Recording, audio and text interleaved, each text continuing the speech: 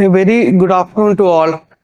Respected Head of the Department, Dr. George P. Jacob, Speaker for today, Dr. Anish T.S., my colleagues, postgraduate students. It's my immense pleasure to welcome you all for the Master Class Series 4th episode of Health Economics. I would like to invite Dr. Anish T.S., who is the additional professor of Government Medical College, Kannur, and the nodal officer for One Health and NIPA, Kerala Center for the program. So I hope each of you will enjoy the academic feast. Over to you, sir. Respected George sir, Vinod, dear friends. Today we are going to discuss about the very important concept, that is incremental cost effectiveness ratio. ICER. ICER is the summative measure or the outcome measure of all economic evaluations. So we will just discuss some concepts regarding ICER. A detailed discussion or sometimes the problem solving and all other things we may do with Viju sir. So just we will refresh what we have already learned. One is economic evaluation. What is economic evaluation? Economic evaluation, we are studying the cost and consequences. Okay, it is basically we are analyzing the cost effectiveness of an intervention. It is not the effectiveness of an intervention, but it is cost effectiveness of an intervention. How much this intervention is adding value for money. That is what we will discuss. Economic evaluation are of two types. What are the broadly divided into two types? What are the broad divisions? One is complete economic evaluation and partial economic evaluation. In partial economic evaluation, we will calculate only the cost. And based on the cost, we will take a decision.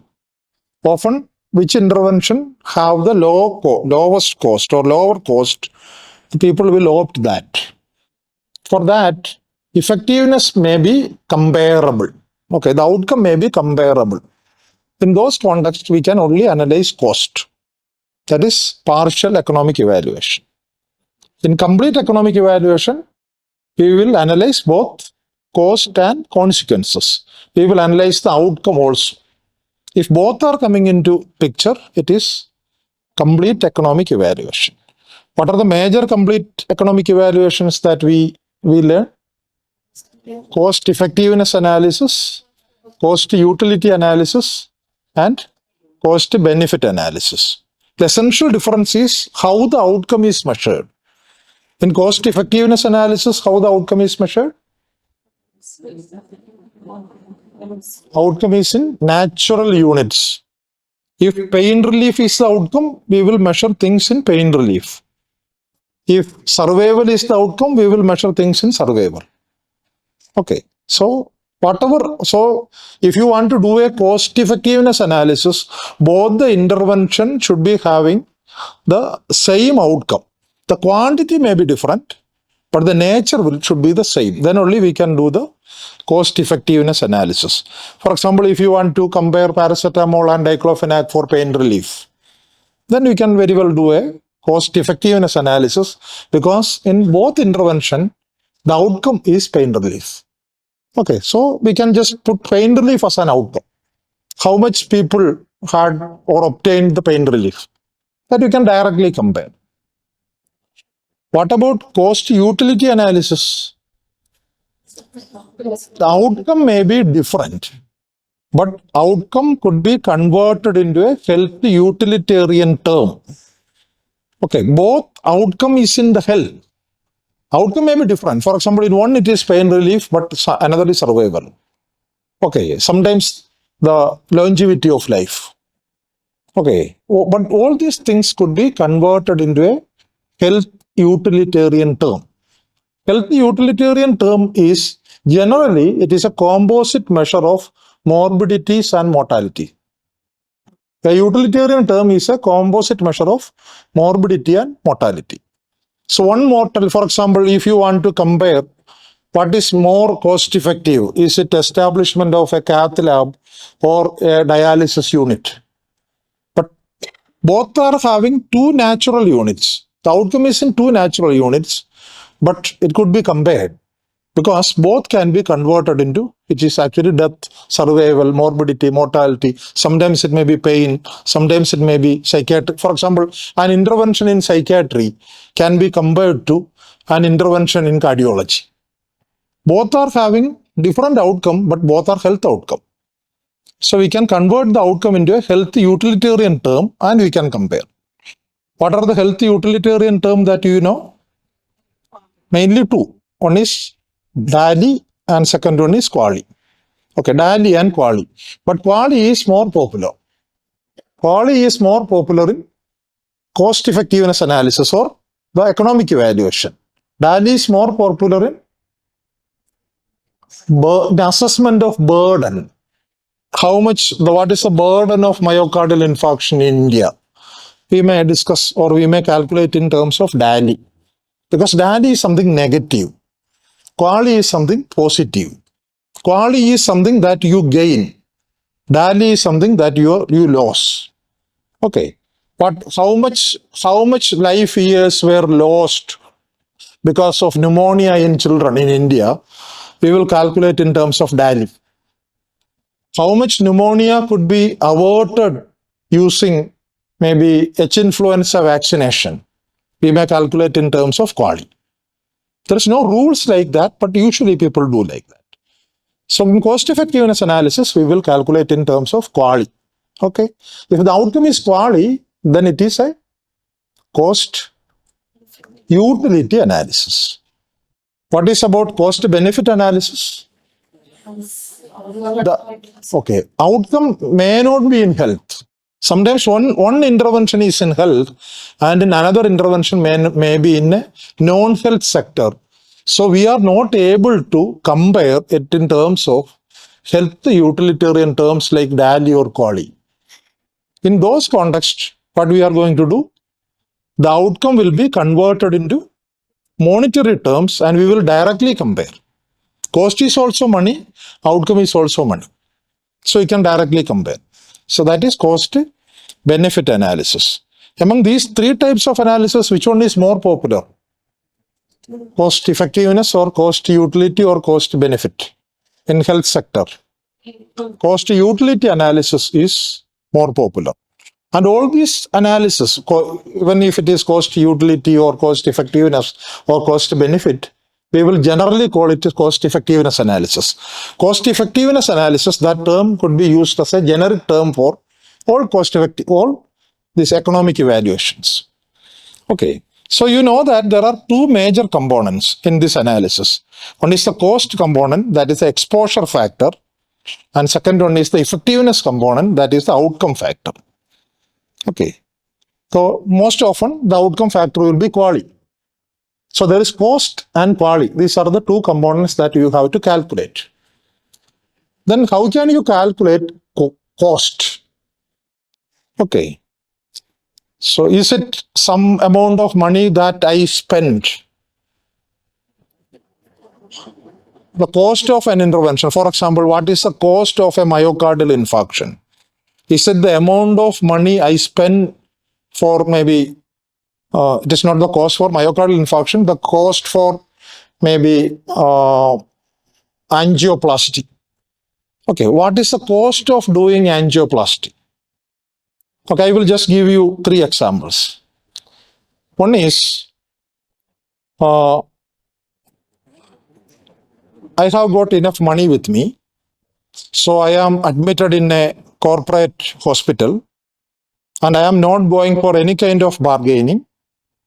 And for my cardiac catheterization cost around 10 lakh rupees. Example 1. Example 2, I do not have enough money with me.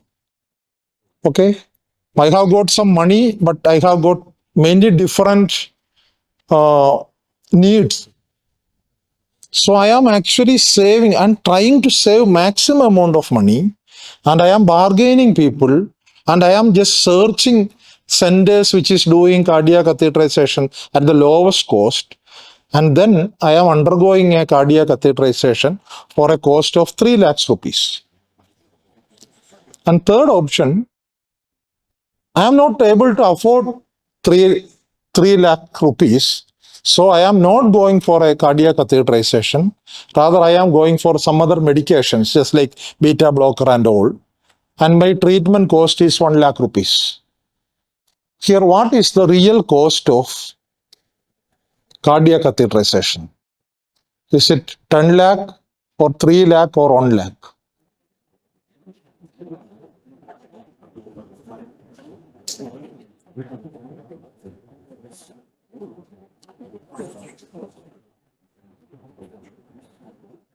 So what are the third options and rehab option? Okay, 1 lakh option, I am not going for a cardiac catheterization. 3 lakh means I am bargaining with people and I am trying to reduce the cost maximum at my level, and I am fixing it up at 3 lakh. That is the second option. First option is the price. Okay. Second is almost the cost. We cannot say that it is the cost, but it is more towards the cost. Third one is not a cost because the intervention is not performed. Okay, so cost, that is a concept of opportunity cost. Okay, so in cost effectiveness analysis, the price should not be equated to cost. Okay, you have to find out the opportunity cost. As far as possible, you have to find out the opportunity cost, but it is very difficult to find it out. Okay, opportunity cost is something like maybe it is like a mirage. But the investigator is trying to achieve that. So how? So if you are just going for a cost effectiveness analysis, whenever you are think about cost, you just ask whether it is the actual cost or is it the money spent by people who have actually, sometimes people have money will spend more. Okay, that much money may not be needed for that intervention. The people performing the intervention may be taking a large profit out of that. In those contexts, that is not the cost. Okay, for example, I will just explain it maybe further later. Anyway, there is a concept known as opportunity cost. What is meant by opportunity cost? Okay, in theoretically, opportunity cost is defined as it is the cost of next best opportunity. The cost of next best opportunity. Okay, for example, that day we were discussing some examples.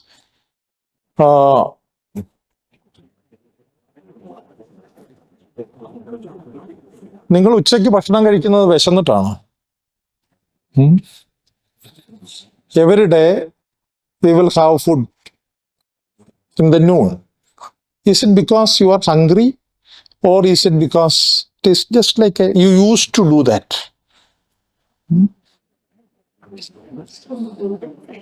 Most of it is hungry. Most of the day you will be hungry. Okay, most of the day you will be hungry. Now I am hungry. Okay, so but you have got limited money with you. Then you will equate or you will just trade off your hunger and the money in your pocket. Okay, there is only 100 rupees with you. There are 101 needs for that. So you may able to spend 50 rupees for your lunch, not more than that. Okay. Then you have got maybe a samosa which is costing 20 rupees and a masala dosha or just meal which have a cost of 50 rupees, and you have got parota and beef which cost 100 rupees. which you will opt? You are hungry. You are actually really hungry. Hmm? You may opt for masala dosha. Okay, masala dosha. But there is a trade-off. Why you are not opting porota and beef, which cost 100 rupees? Hmm? Because you do not have that much money with you. Okay? Why you are not opting for samosa, which is only costing 20 rupees? Also nice. That is not enough. Your hunger may not be quenched. Okay, that is not enough. So you are making a trade-off in your mind and you are fixing it at the meal that costs 50 rupees. So sometimes people will be there in a community, people will be there, they will be managing with a samosa because they do not have money at all. But the need is not satisfied. Sometimes there will be people who will be consuming porota and beef only because they have got money. If hunger is the need, it could be satisfied by 50 rupees. But the people are using another 50 rupees because they have got money, so they can be luxurious. But this another person, okay, she do not have enough money, but she is hungry. So that decision point, that is the opportunity cost. Okay. Opportunity cost means you are actually, the hunger is there, your money is there. So there is a trade-off between hunger and money.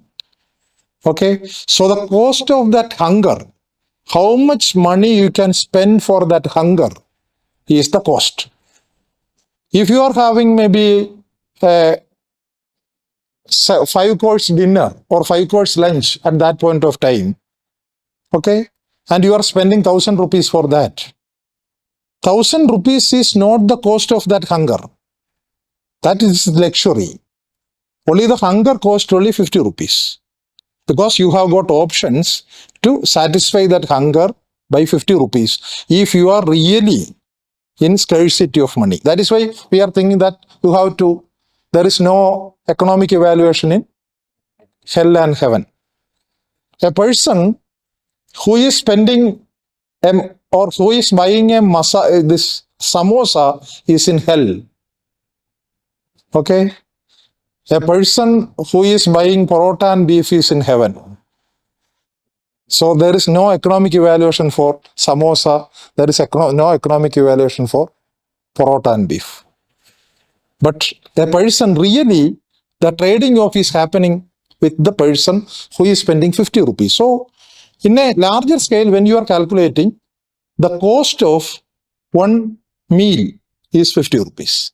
So that kind of an exercise should be there. Okay. Theoretically. But practically, sometimes you will be computing all the amount of money that is spent and all. But whether the person is spending more than actually required, then you have to reduce. Okay, that kind of exercise should be there. In cost, on this opportunity cost, that concept you have to keep in your mind. Then you have to compute all direct cost, indirect cost, fixed cost, variable cost. Okay, what is meant by direct cost?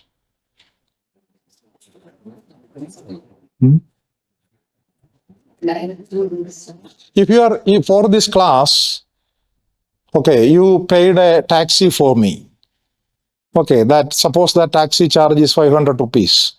That is a direct cost. Today you have to give that money. Okay. But I am getting a salary from government. When I am spending 3 hours with you, I am actually utilizing that salary.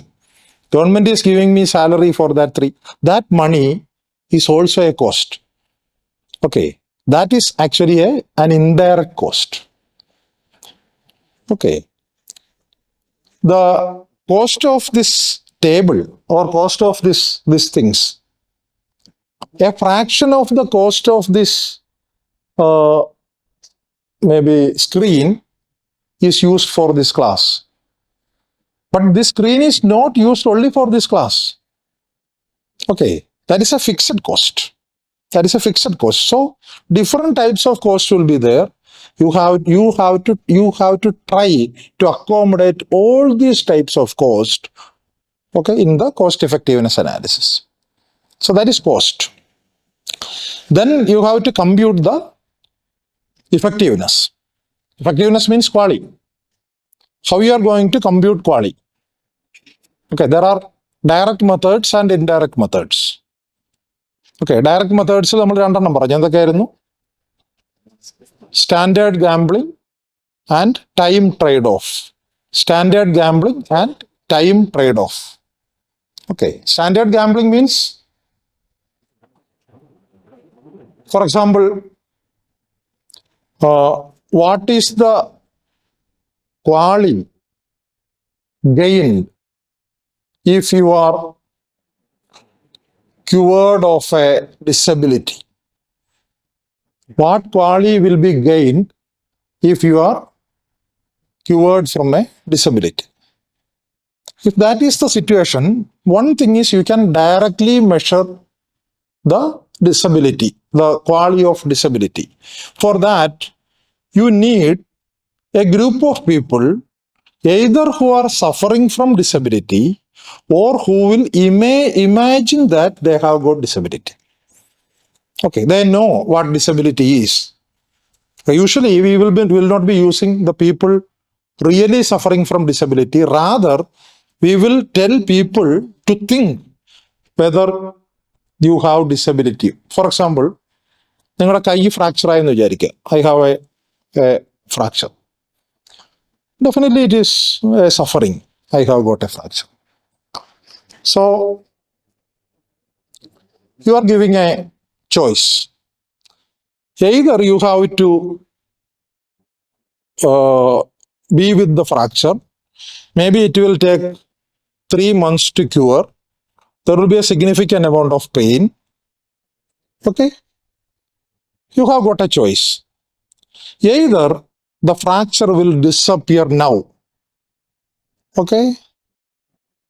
Or you will die now.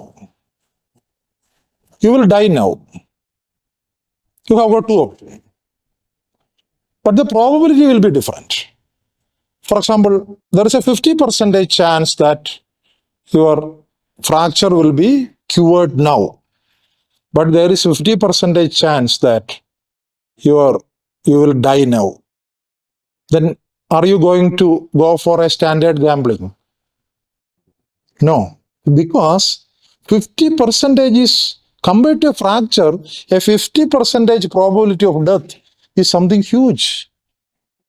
But suppose instead of fracture, you have got a serious stroke, hemiplegia. Then I am just giving you again an option. 50% chance you will be completely cured and 50% chance you will die. Then sometimes you may agree because at least 50% or sometimes you may not be agree. Then I will just increase. Okay, 60% chance that you are completely cured, 40% chance or 70% chance you are completely cured. Okay, 30% chance you may die. Sometimes because of the disability, you may tell, okay, fine. Let me take the lot. That is at least 70% chance. If you agree to that point, not only a single person, as a group, at an average, you agree to that point of 70%, then the quality or the quality lost is 30%. Okay, because of stroke, you have got a 30% loss in quality. 1 year with stroke is not a full life, rather it is only 0.7 life. 0.3 is taken away by the stroke. This is the calculation that we are doing in standard gambling. Similarly, there is time trade-off. Okay, in time trade-off, instead of just comparing the sudden death, you are comparing how much years of life you are able to just give up to solve a disability or solve a health problem, something like that. That you can just review through the presentation and you will learn. This is direct method, but direct methods are not popular at all. Indirect method is more popular. What is the most commonly used indirect method to calculate quality? This is a questionnaire. Okay. What is that questionnaire?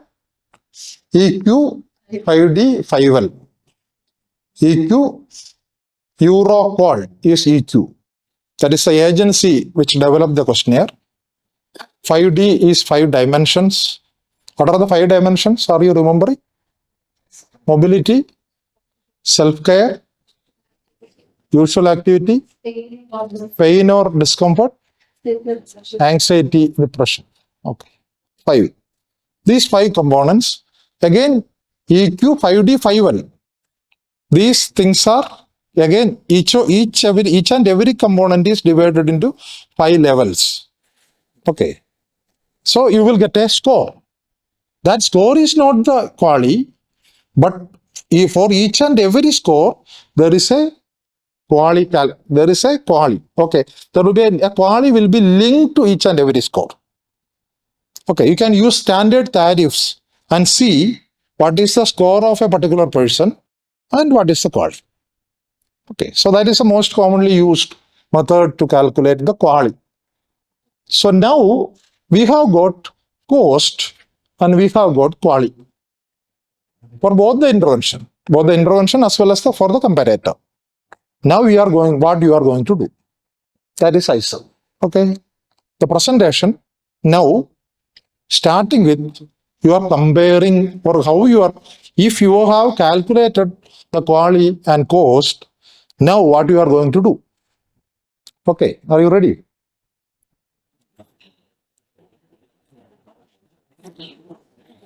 ISER full form is incremental cost effectiveness ratio. Okay.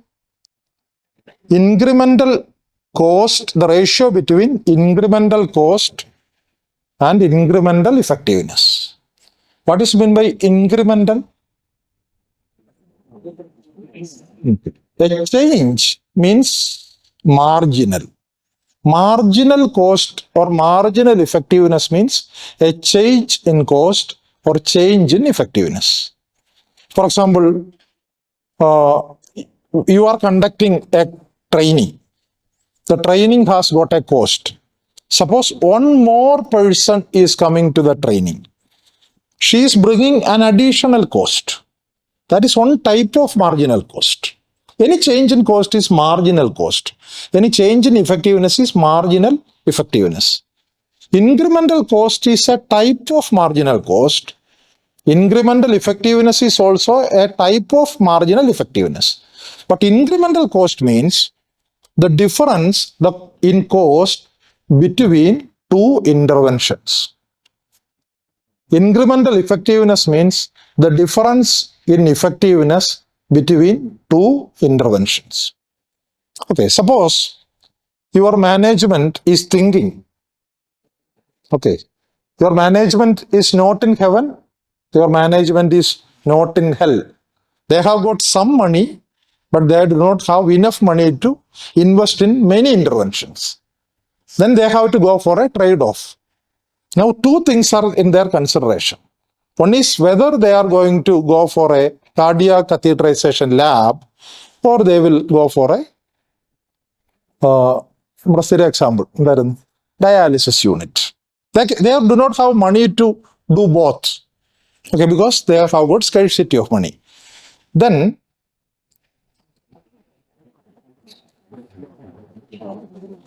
which one may be having more cost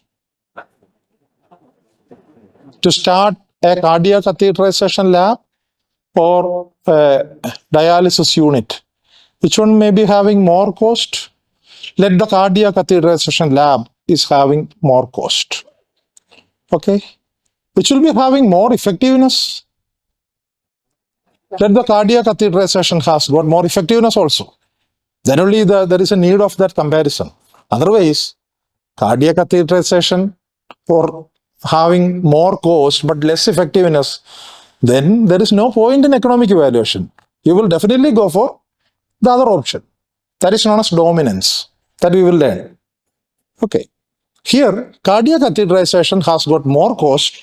Cardiac catheterization has got more effectiveness also. So, how much additional cost or how much more is the cost for cardiac catheterization is the marginal cost. How much more is the effectiveness in favor of maybe the cath lab is the marginal effectiveness.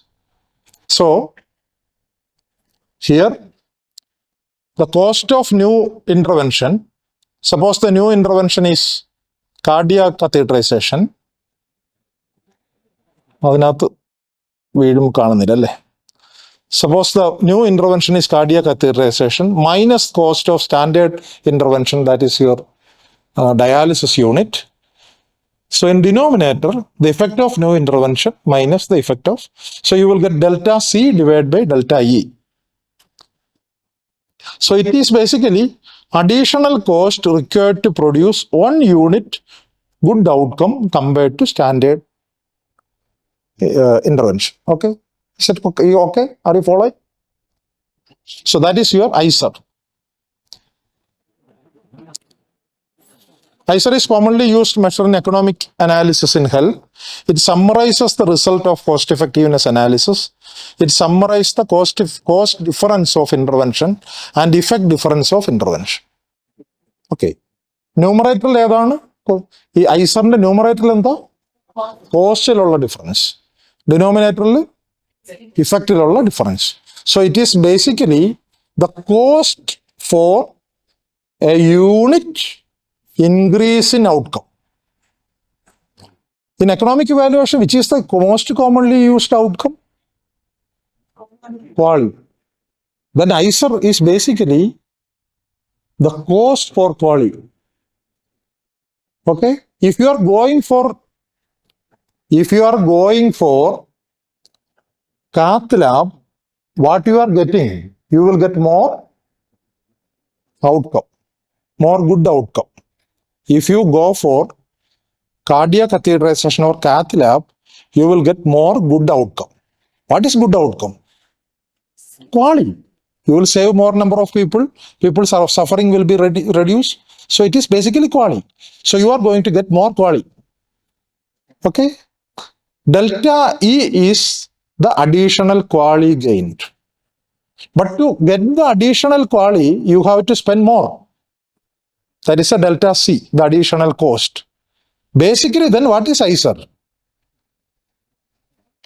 Suppose the additional quality is 100 qualities, 100 quality adjusted life years. Okay, per year. If you are going for cath lab, you will get 100 additional life years per year. But you have to spend 1 crore rupees additional for that. That means for one quali, how much amount of money you have to spend? For 100 quali, 1 crore. For 1 quali, 1 crore divided by 100, you will get 1 lakh. 1 lakh. So 1 lakh, if you are getting 1 lakh, what is the meaning of that 1 lakh? For one productive life year, the institution need to spend 1 lakh rupees. Then the institution has to think whether one life year is having that much cost. Is it fine? Okay. Then suppose if the institution is going for the second option, that is the dialysis unit, what will happen? It will lose 100 qualis per year. But it will save 1 crore rupees. That means for losing one productive life year, it is saving almost 1 lakh rupees. So there is a trade-off. The ISER will give you an option. It is actually the value for one productive life year. For a person, you know that what is the value of your 1 year. Okay, ISER is giving the value of 1 year if you are opting the new intervention. Okay, basically ISER is the value or monetary value of a quality if you are going for a new intervention. If you're not going to able to follow, you just stop me and ask. Okay. ISER is incremental cost effectiveness ratio. It is incremental to previous intervention. The cost as well as the effectiveness is incremental to the previous intervention. So if more than two intervention, incremental of 2 versus 1 and then incremental of 3 versus 1. And we are not going for this kind of a series of things today that we may able to discuss maybe later. Because to make it simple, you don't think about 3 interventions, rather you think about only 2 interventions.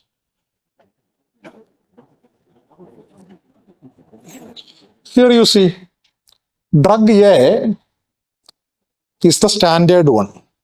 Suppose drug A is paracetamol and drug B is your diclofenac.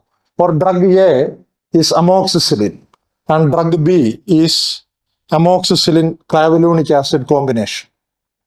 Okay, your cases are community acquired pneumonia. Here you have to think whether using amoxicillin or amoxicillin clavulanic acid combination, which is value for money in a hospital if you are going to use this drug for community acquired pneumonia. If I am using amoxicillin, how much money has to be spent for all patients coming in maybe in a week or in a month? Survey time will be there, but that is not mentioned here. Suppose the time horizon is 1 month. How much money I have to spend if I am using amoxicillin? Okay, 76,000. How much life years I will save because of that 76,000? 95 years. If I am going for amoxicillin clavulanic acid combination, how much money it will cost?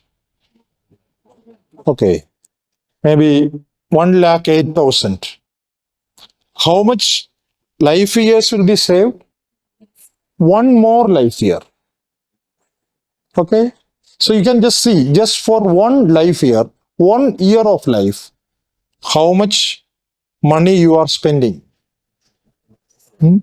Here we are not considering who is getting that 1 year of additional life. Okay, sometimes a person who is in his 80 may be extending his life to 81. Sometimes that may be an infant who is getting an additional year. That we are not counting here. That is one of the drawback of usual cost effectiveness analysis. We are not going into the equity, ethical dimensions. We are considering all qualities are equal. That is why the saying a quality is equal to a quality is equal to a quality.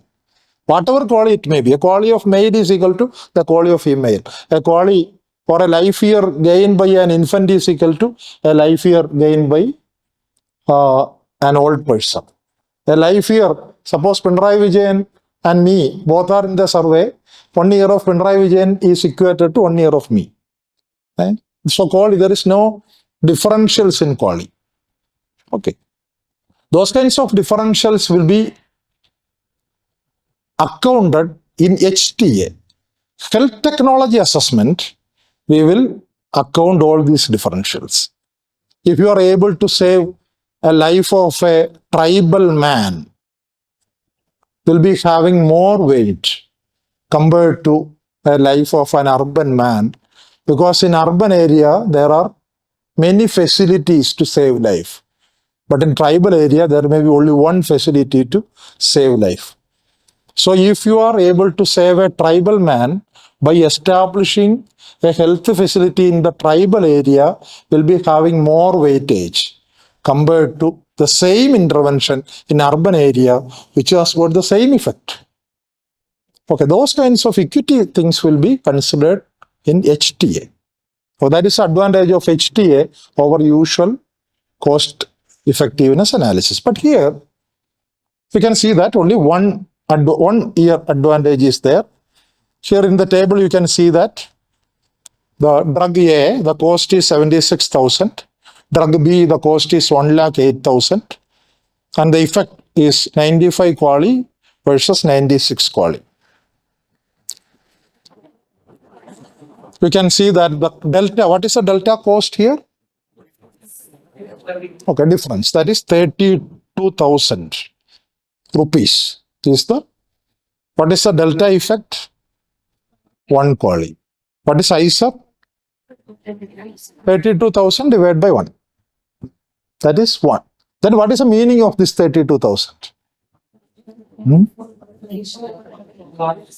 If you are opting from drug A to drug B as a policy change, you may able to save one life, but for a cost of 32,000. You just see, if this 32,000,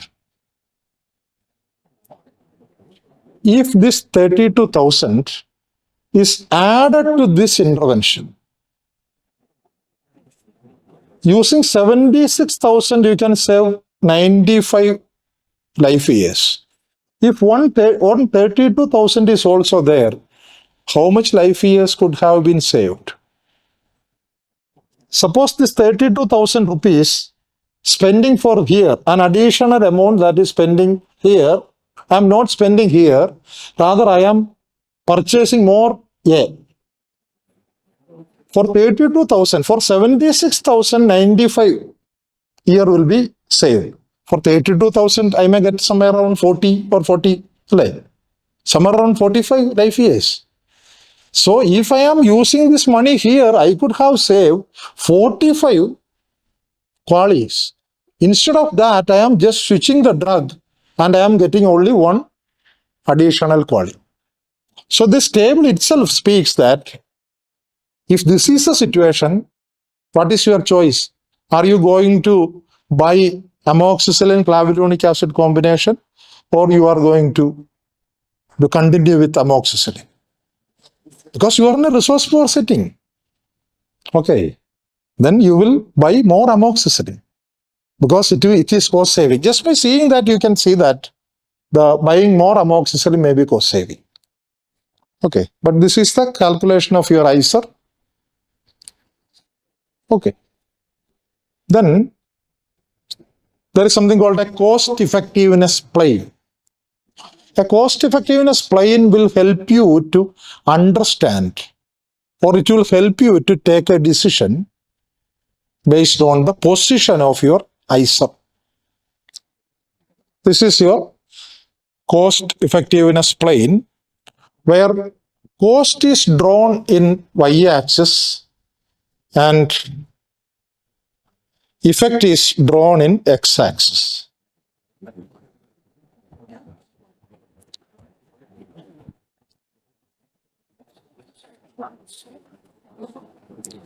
Then what is meant by ISER?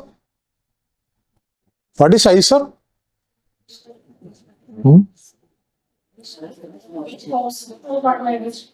Okay, ISER is the additional cost, okay, and additional effect for the new intervention.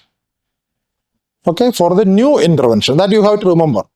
It is additional cost and additional effect for the new intervention. So in this graph, you are plotting the additional cost and additional effect of new intervention. What is this? Suppose this is the point. This is the point now we are discussing.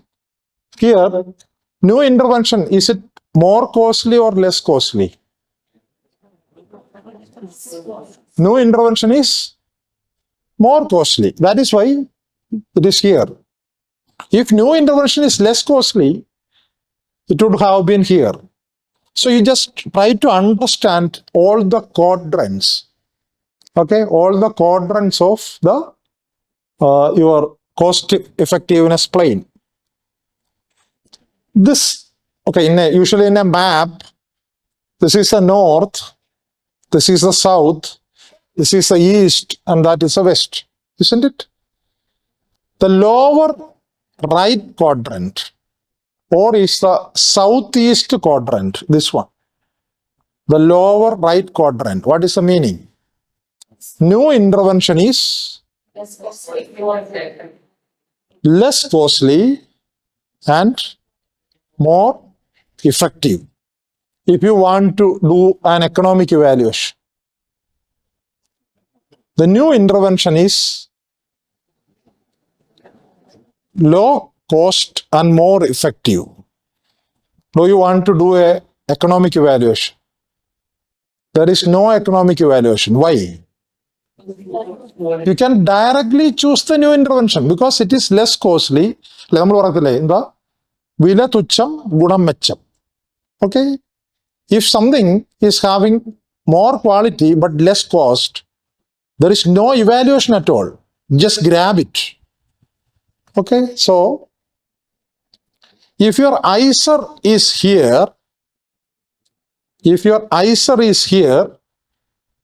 that means cost is in negative.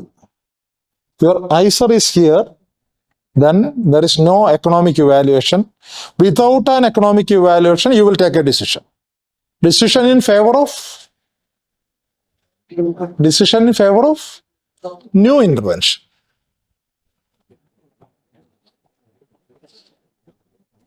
What is this quadrant? That is the upper right quadrant or northeast quadrant. Okay? One thing is good in favor of new intervention. The new intervention is more effective. But something is against the new intervention. The new intervention is more costly. The new intervention is more costly, but it is more effective. Then you have to think. Then you have to check whether that effectiveness is value for money. Can we spend on that effectiveness? If that is only the effectiveness is small and cost is large, then there is no point in spending. Sometimes the effectiveness will be large and cost will be additional cost or marginal or incremental cost will be small. Then there is a lot to spend on that. That you have to evaluate. So in this plane, there is the scope for an economic evaluation. Okay? What about this plane? That's a northwest. That is the upper left quadrant. New intervention is more costly, less effective. Actually, its cost is more, effectiveness is less. Then what will be your decision? You will just discard it. You will take a decision in favor of the existing one. Okay? That is dominance. The existing one is dominating over the new one. There is no economic evaluation. In the lower right quadrant, the new intervention is dominating the existing one. There also there is no economic evaluation. What about this plane? Here, the new intervention is less effective. That is a disadvantage, but it is less costly. Okay, then sometimes the cost will be much low. The reduction in effectiveness will be very small. The reduction in cost will be much more. Then also you may go for an economic evaluation. So this quadrant and this quadrant are the two areas where you will go for an economic evaluation. Okay? But more commonly, economic evaluation will be happening here. The new intervention may be costly. That is the usual pattern. Nowadays, the new things are coming. New things are more costly. Then you have to check whether that is cost effective or not. Okay, compared to cost, the effectiveness is more or less. So this area. Like this is the area of economic evaluation usually. Here also there is an important. What is this 32,000? Huh? 32,000 is, it is a cost for one quali if you are, this is incremental cost effectiveness ratio. What is the meaning of that? It is the cost of one productive life year if you are choosing the new intervention. It is the money you have to spend for an additional life year gained by the new intervention. Okay? Then the question is, do you have that much money with you? What is your thinking? 32,000 rupees for 1 year of life.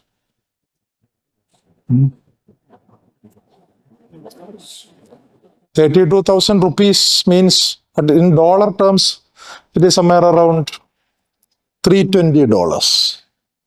Okay, $320. In US, there is a promise you will get in a community, in a societal perspective, for 1 year of productive life for $320. $320, if you give $320, you will get 1 year of life. What about US government? Do you think US government is going to grab it or not?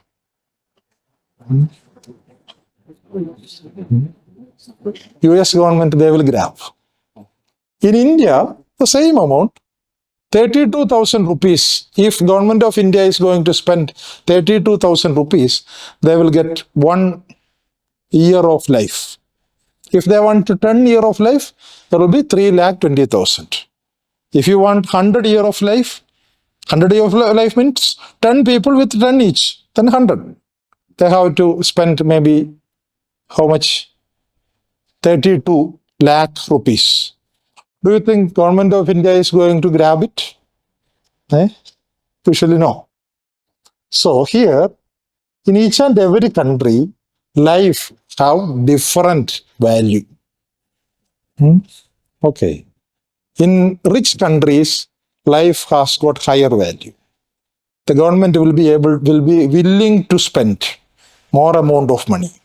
But in poor countries, the money or the value of life will be less. So that is basically what it is. It is an opportunity cost. Okay, it is opportunity cost. Because for US government, the 1 year of life is so precious. Okay, because they do not have enough manpower with them, but they have got enough money with them. But in India, so much manpower is there, but we do not have money. Okay, the money which is in the pocket of government of India is they want to spend in Ayodhya to build temple. They want to spend maybe Mithila for Sita temple. Then they have to spend for a big statue, that is Statue of Union and all. So they do not have money to spend for human life. Okay, so they don't have money. But in some other countries where the welfare is more important, they will be having, that is the opportunity cost. So the opportunity cost will be different in different countries, different communities. The opportunity cost will be different in Kerala compared to other states. The opportunity cost of people who are living maybe in an affluent society may be having difference. Okay. പാവപ്പെട്ടവന്റെ ലൈഫിനാണോ കാശുള്ളവന്റെ ലൈഫിനാണോ കൂടുതൽ value ഉള്ളത്? കാശുള്ളവരുടെ. They will be able to, or they will ready to spend more. Okay. But these kinds of granularity, it is very difficult to address in an economic evaluation to calculate the opportunity cost. So there is a rule of thumb that 1 to 3% of per capita GDP is the value for money. 1 to 3% of per capita GDP is the value for 1 year of life. Okay. This is per capita GDP. It is not a person who is earning. It is a mean, the average. In India, the per capita GDP is low. So definitely the value of money or opportunity cost will be less. Okay.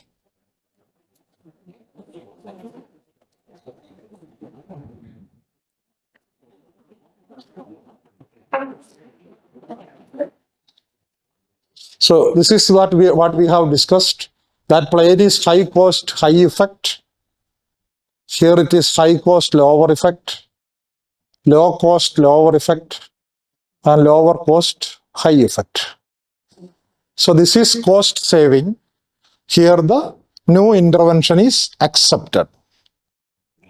Here it is not cost effective at all, the new intervention. So you will reject the new intervention and we will go for the existing one. But in the other two plane, there is possibility you have to check whether the difference here, the advantage in effect, is it value for money? Here, the advantage in cost, whether it is okay or not. So for these two planes, you have to go for a economic evaluation. Okay. We need cost effectiveness ratio threshold. That we have already discussed that the 1 to 3% of GDP is considered as the opportunity cost. Okay, that means that is the value for money the government able to spend, maybe in a resource poor setting. But often in poor countries, the government may not be willing to spend even 1% of GDP. Government may not be spent even 1% of per capita GDP. That is known as budgetary line. So in most often, the budgetary line will be falling below the opportunity cost. Okay, in India and all, the government will not spend. That means if you want to get an intervention done in governmental programs in India, you have to, the ISR should be very high or very small. Plus, If you want to accept your project, suppose you are coming with a new intervention. You are saying that government of India, there is a high incidence of breast cancer. I devised a technique, a mobile phone app, okay, maybe which can screen and detect breast cancer. And I am calculating the ISR. If government of India want to accept my project, the ISR should be very low or very high? Very low. What is the meaning of ISR? To save 1 year, how much money is needed? That should be, ideally, that should be less than 1% of GDP. India, I think nowadays the GDP is somewhere around 2 lakh rupees. Okay, somewhere around. 1% of GDP means, what is 1% of 2 lakh? 2,000. 2,000. If your ISR is somewhere around 2,000, you may think that government is going to approve. Because 2,000 rupees, for 2,000 rupees, you are going to save one productive life. But often that won't be. Okay, so your ISR should be much less than that. So that is known as budgetary line.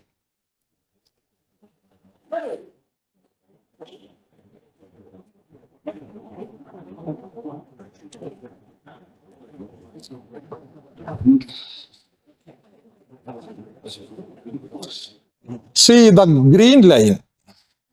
This is green line is the health opportunity cost. If something towards this x-axis, what does that mean?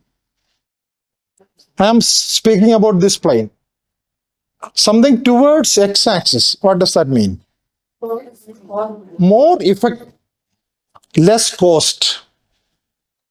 If something fall on x-axis, that means there is no cost at all for that effect. So if it is towards x-axis, that means it is more cost saving. If it is towards y-axis, that means more cost, effectiveness is there, but just for small effectiveness, there will be large cost.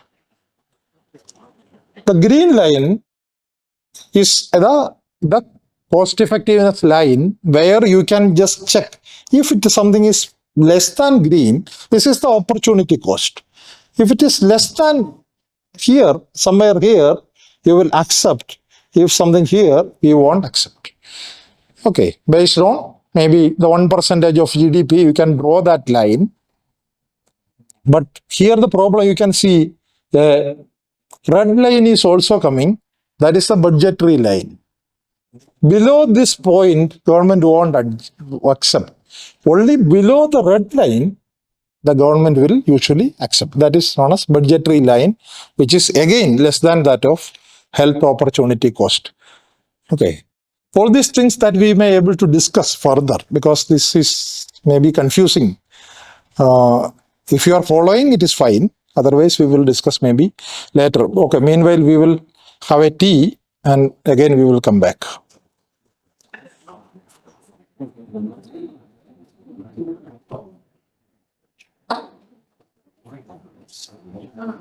These are the opportunity cost calculated in different countries. In UK, it is somewhere around 20,000 pounds.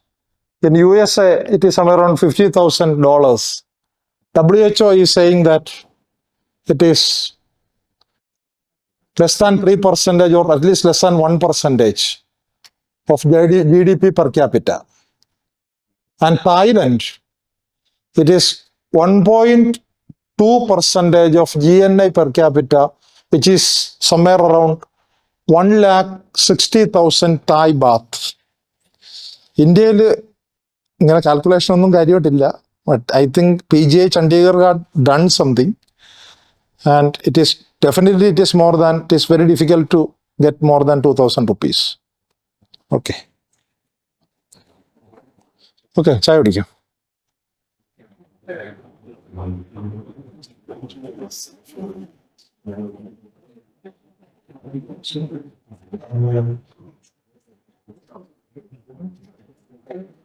Primary data, and you can use your primary data for economic evaluation. Most often a RCT. When RCT is conducted and an economic evaluation is piggybacked on RCT. For example, I want to check whether drug A or drug B is better.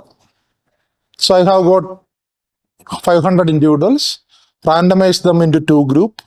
250 individuals were given drug A and 250 individuals were given drug B. It is a pragmatic trial that is conducted in community. And how much money you are spending to purchasing that drug? What is the side effect of those drug? Okay, is there any additional cost is incurred or not? All these things are computed. And what is the benefit? Maybe what is the survival rate? How much pain is relieved because of the drug? The effect is also you calculated, and you calculate the quality, and you are computing for drug A. Suppose drug A is gaining more quality, but drug A is more costly. You can calculate the ISR for drug A compared to drug B, just like an RCT, but you are just collecting cost and effectiveness data also. In usual RCT, we will be collecting only the effectiveness. Here you are collecting cost effectiveness. If you want to collect data on cost effectiveness, the cost part should also be collected, and the effectiveness should be converted into cost effectiveness by just converting a pain relief to maybe quality, or maybe life saved to quality, or something like that. So you can surely do a economic evaluation on an RCT. That is one method. But most of the economic evaluation, there may not be RCT. We will be using modeling. So that is a second option. We can, using secondary data, we can create an artificial setting, okay, where what will, here drug A and drug B is compared, but you are not actively giving drug A or drug B. You are assuming that 500 people consuming drug A, 500 people consuming drug B. From literature, you know what is the cost of drug A, what is the effectiveness of drug A, what are the side effects of drug A. All these things are there in literature because somebody has done RCT. And similarly, all cost and consequences data of drug B is also there in literature. You are accounting all these things in a computer and you are doing a modeling, and in that model, you are doing economic evaluation. That is second option. These are the two options for you to do an economic evaluation. One is a real data, that is a primary data, RCT, or you go for a secondary data, that is modeling. Modeling, there are two types of modeling are very popular. Markov modeling. Markov is a specific type of compartment model that we may discuss maybe again in the workshop. Another is a simple method, that is a decision tree. Decision tree or Markov, these are the two types of models very popular in economic evaluation. Decision tree nowadays people are seldom using decision tree. Markov is more popular. Or you can even use primary and secondary data combined. You can conduct a survey to check just a cost data you can collect from the field. But the effectiveness data you can model. So that is also possible.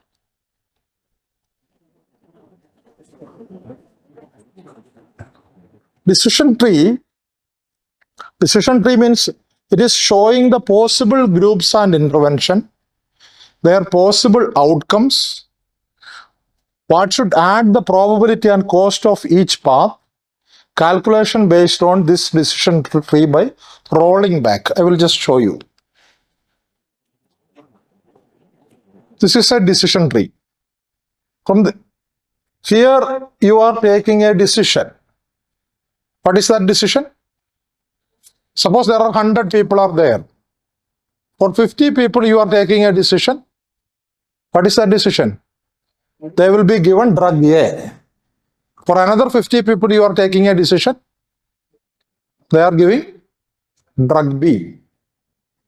Okay. Here it's not cure. Okay. Suppose in drug A there are two groups. You are interested in cure, but there are two groups. All adults and children. Because for adults and children, the drug is giving different cost and different effect. Cost will be less for children because the dosage will be low, but effect sometimes will be more, will be for children. So this is the path for children, this is the path for adult, this is the path for children, this is the path for adult. Ultimately,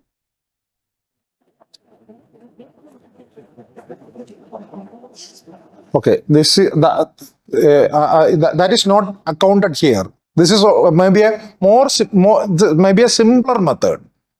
In a decision tree, you can account that also if the decision tree is complex, but it is a very simple thing. Here, you are only considering two groups. One group is given drug A, another group is given drug B.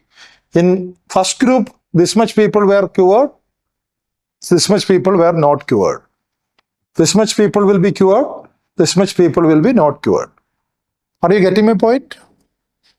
This is not a usual decision tree is not as simple as this. There will be different compartments will be there.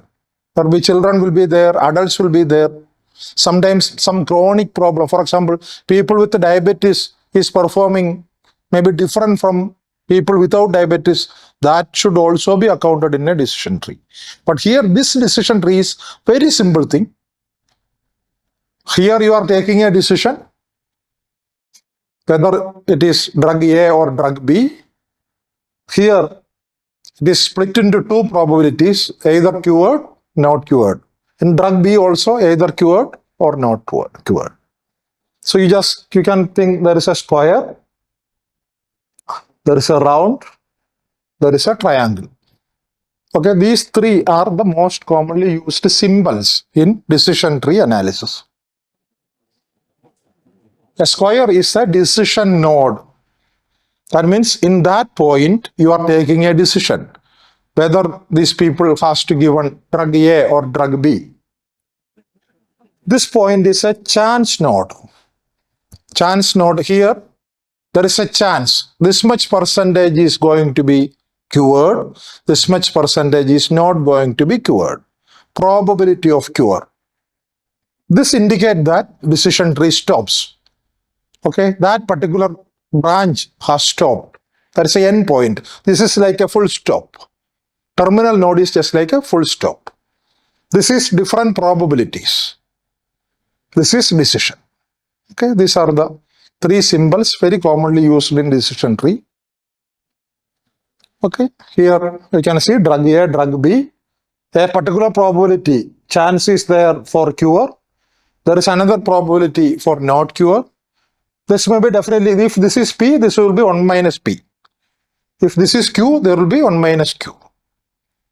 All the cost and consequences in all the arms will be calculated for the ISR, calculation of ISR. Calculation of ISR means you have to calculate the entire cost. What is the entire cost of drug A? The cost of people consumed drug A and cured plus the cost of people consumed drug A but not cured. Both will account to the cost. Here, what will be the cost for drug B? This one plus this one. Okay, this is the cost. What is the effectiveness? Again, how much effect for the people cured? Sometimes that may be a more higher proportion compared to this cure rate. That means invariably the effect will be more with A because the probability of cure may be more with A.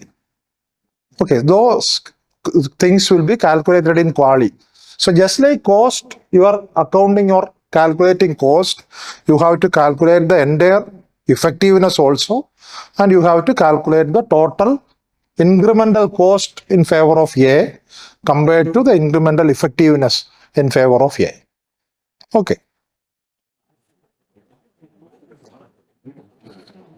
But often the situation may not be like this. It is very difficult to account in a decision tree. Okay, here you can see that it is a situation of diabetic people. Diabetic people with maybe given a drug. So sometimes diabetic people can directly go for death. Diabetic people can stay in their diabetic status without any complication.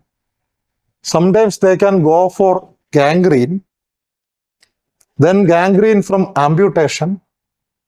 Amputation, sometimes people may go for again gangrene for another limb. So much permutations and combinations will be there. If you are able to draw this kind of a situation, okay, for this is for suppose diabetic persons treated with drug A has got these probabilities, but a diabetic group treated with B may be having different probability.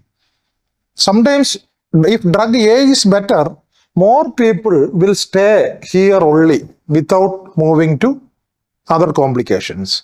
But for drug B, this probability will be less, but this probability will be more.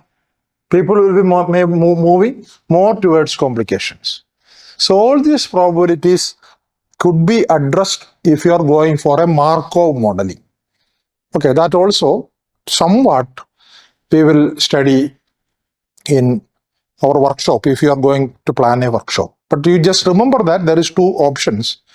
Either you can go for a trial or you can go for a randomized control trial or you can go for a mathematical modeling. At our level, easiest way is going for a decision tree. Okay, because Markov need more computational power. You have to know the equations and all. But better if you are able to go for a Markov model. At our level, we can easily do an economic evaluation because you can do a RCT and you can do, that is one option. We can very well do decision trees. There are softwares. TreeEdge is the software that we used usually in economic evaluation. TreeEdge will create you decision tree as well as you can do a Markov modeling in TreeEdge. Even you can do Markov modeling in Excel. Just you can use YouTube and learn Markov modeling, and you can draw these kinds of the conceptual framework. And based on how can I know that the probability of diabetic people going for gangrene? How can I know that? From the literature. Say 2% of people per year, diabetic people are going for gangrene. If I am bringing new drug, this 2%, the probability will be reduced to 1%. Then I can put that also in the model. Okay.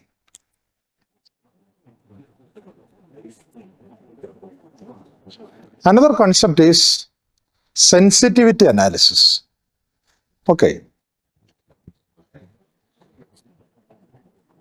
Sensitivity analysis means we are calculating ISER. Okay. What is ISER? Incremental cost effectiveness ratio. What is that? It is the cost for one quality. To gain one quality, that is the cost. For example, I have got two vaccines. There is two vaccines for typhoid, isn't it? Conjugated typhoid vaccine and non-conjugated or polysaccharide vaccine, non-conjugated vaccine. Which one is more costly? Conjugated vaccine is more costly. Which one is more effective?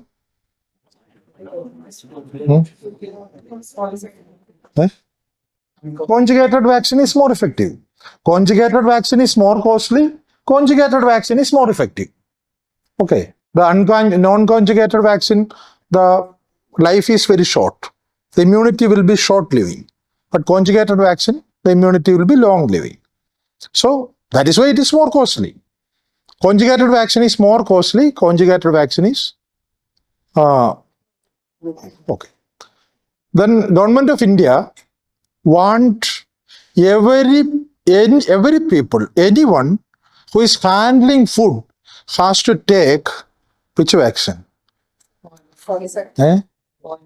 Either earlier it was conjugated vaccine, but then they diluted that you can take polysaccharide vaccine because conjugated vaccine is very costly. But we know that the vaccine effectiveness is short-lived. If periodically, if they are not taking boosters, they will be again prone for typhoid. Sometimes our guest workers may go for one vaccine and they may keep a certificate for their lifetime. It is a polysaccharide vaccine. The immunity will not be long lasting. So as a team, you want to do a cost effectiveness analysis. Which one is better? Conjugated vaccine, this much additional money will be there, but this much additional benefit will also be there.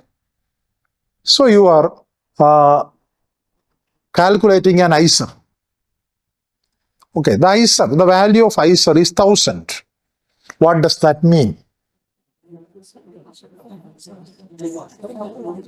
instead of or in place or compared to polysaccharide vaccine, if conjugated vaccines are implemented, for every 1,000 rupees, you will get 1 year of productive life. Is that the meaning? 1,000 rupees. But do you think this 1,000 rupees is sad thing? Suddenly, the conjugated vaccine, because of your study result, it was published in a journal. The Pasteur Institute suddenly recognized there is a market.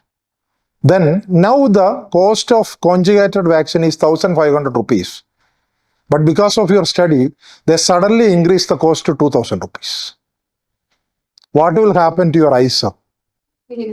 Non-conjugated vaccine, the price is the same. Now it is 300, then also it is 300. Sometimes the price will be reduced because your study is saying that it is not effective. So they reduce the vaccine to 100 rupees. When you start your study, the conjugated vaccine, one vaccine cost 1,500 rupees and non-conjugated vaccine, one vaccine cost 300 rupees.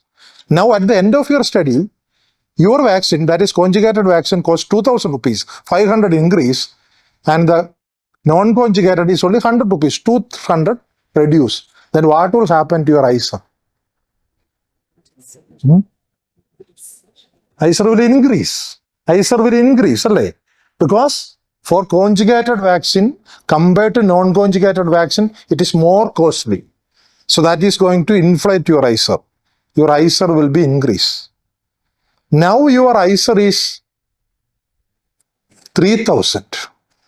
Instead of earlier it was 1,000, but because of this change, the ISA is 3,000. Then 3,000 sometimes it may not be value for money. Now the non-conjugated may be better. Okay. Another thing is, suppose the background incidence of typhoid is reduced. So the transmission patterns has changed. So there is less chance of typhoid transmission in that community. They were using hand hygiene, our toilet systems are perfect, and that kind of things were happening, and the background incidence of typhoid is much low. The conjugated vaccine is giving you an additional protection in areas where rapid transmission of typhoid. If there is no much transmission of typhoid, the marginal difference or the difference between the conjugated vaccine and non-conjugated vaccine will be less. The effectiveness component will be less. The first option, your ISA is increased because the cost component was becoming bigger. Here, because of the change in transmission pattern, the effectiveness component is becoming narrower. Then what will happen to your ISA? The same thing will happen. Your ISA will increase. Again, it will become not cost effective. So in an economic evaluation, you have to account all these things. Whatever may be the externalities, if the vaccine cost is becoming higher, if the disease pattern is going to be changed, if the vaccine utility is going to be changed, okay, whatever may be the reason, the ISR will be in the cost saving part or the cost saving side. If you are able to prove that, then your study has got an additional weightage. Okay, that means it is your ISR is not a point, rather your ISR is a broad range. Okay, then what is that range? To calculate that range, or in other words, instead of a deterministic calculation of ISR, you are going for a probabilistic calculation. What is meant by deterministic and what is meant by probabilistic? Probabilistic means you are accounting the variations, chances also. If you are the probabilistic calculation of ISR will give you a broad idea that how much the intervention is effective. Okay. or what will happen if there is some external change, externalities are changed. Okay, for that we are using sensitivity analysis. Sensitivity analysis means how much your ISR is robust, how much your ISR is cost saving. Okay. Sensitivity analysis would in whatever context it is used, sensitivity analysis is means you are checking whether something is robust or not. നിങ്ങൾ ഈ സ്വാതന്ത്ര്യ ദിനത്തിന് മറ്റേ അല്ലെങ്കിൽ വേണ്ട ഈ ഏണിയില്ലേ ഏണിക്ക് എന്താ English പറയും ladder. Suppose you keep your ladder on a tree and your husband is going to climb on that. Okay, what he usually do before climbing on the ladder? He will shake it. Why he want to shake it? That is a sensitivity analysis. Okay, sometimes this particular shake will happen when he is on the top of the ladder. Okay, and if it is not robust, what will happen? He will fall. So he is attempting the same shake when he is in the ground itself, so that he won't fall. Only the ladder will fall. That is sensitivity analysis. Sensitivity analysis means you are calculating your ISR, but now you are shaking your ISR. Okay? Changing the externalities and see what is happening to your ISR. Whether it is still cost saving. That is known as sensitivity analysis. Sensitivity analysis also we have got deterministic approach. Deterministic approach means externalities we will fix by ourselves. Based on previous data, we will see that, okay, this will be the externality. This much amount of difference could be there in cost of the vaccine. For example, now the cost of vaccine is 1,500, but sometimes the cost can increase to 2,500. Who said it is 2,500? Based on previous data, I am saying that it is 2,500. The cost of the comparator is now 300, but sometimes it may be reduced to 100. Who is saying that it is 100? I am saying that it is 100 based on some data. Similarly, the background transmission of your typhoid is this much now, but after 10 years, the transmission may be reduced by 25%. Who is saying that it is 25%? I am saying that it is 25%. Okay, that is deterministic. But if I am just giving a probabilistic approach, it is ISR cloud. ISR cloud like namakku varam. This is your tornado diagram.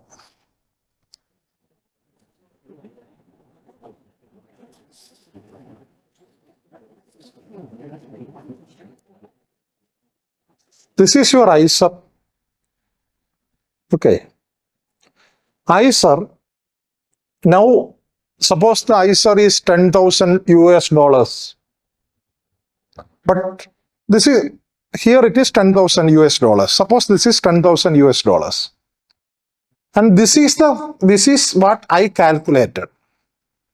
But based on the externalities, sometimes it may be $2,000 low or $2,000 high. So I am fixing that the ISR can change between $8,000 to $12,000. If you are saying that ISR is $10,000 and the policymaker is telling you that, are you sure the ISR is going to be $10,000? If I am spending $10,000, are you going to get one productive year of life?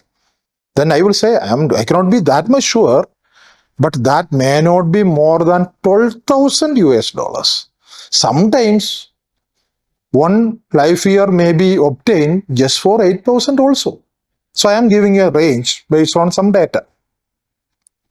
So it is something around for this done for some cardiac intervention. The cost of ECG, if it is becoming more, okay. So based on this, these are the different externalities. Prevalence of ACS, acute coronary syndrome. If the prevalence of ACS is low, the people needed for the care will be low. The denominator will be less. So what will happen? If the denominator or number will be less, then the margin will be more. For example, if your management is starting a cardiac catheterization lab and no patient is coming, then what will happen to each and every patient? The cost will increase or decrease? Cost will increase. So this is a very important thing.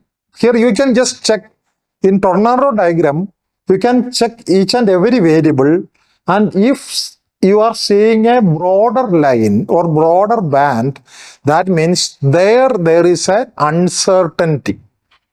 Your ISR will be fluctuated based on that factor. So, for example, cost of thrombolytic, that is not going to affect your ISR. But the prevalence of acute coronary syndrome is going to affect your ISR. But that is not a big issue because the ISR will be towards the lower side. Okay. So similarly, I am just showing you a model of a tornado diagram. This is a ISR cloud. You don't get panic. Okay, all these things you can just, we will show you maybe how to draw all these things and all. Okay. All these are ISRs.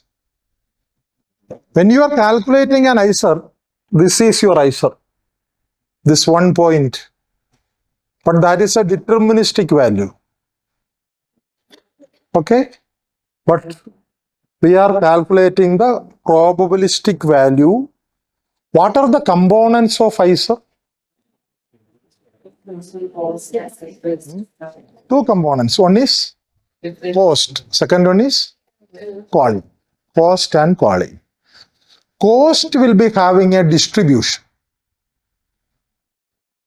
What is the cost of your travel to this college?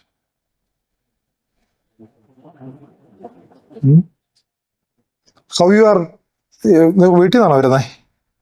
Are you staying in hostel or are you coming from home? You are staying, okay, from hostel. How you are coming from your hostel to medical college? Just by walking. Walk. There is no much cost. Say, I want to drink a lime juice. So the cost is 20 rupees. Okay, that is 20 rupees is the cost. But sometimes what will happen? You will be coming from your home. In weekends, you may go to home and you are coming from home. Instead of 20 rupees, sometimes that may be, if you are coming from home, how much it will cost? Where is your home? 30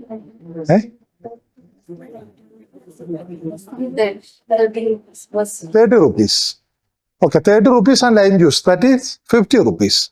Now the cost is becoming 50 rupees. Sometimes my husband's home may be in Pathanamthitta. Very seldom days I may coming from my husband's home. So all these things should be accounted. So cost will be having a distribution. In the primary analysis, I am taking only 20 rupees. That is your median, average or usual. But there will be some unusual. In every cost factor, these kinds of unusual things will be there. Cost will be having a distribution, and most often, cost will be having a distribution which is highly positively skewed.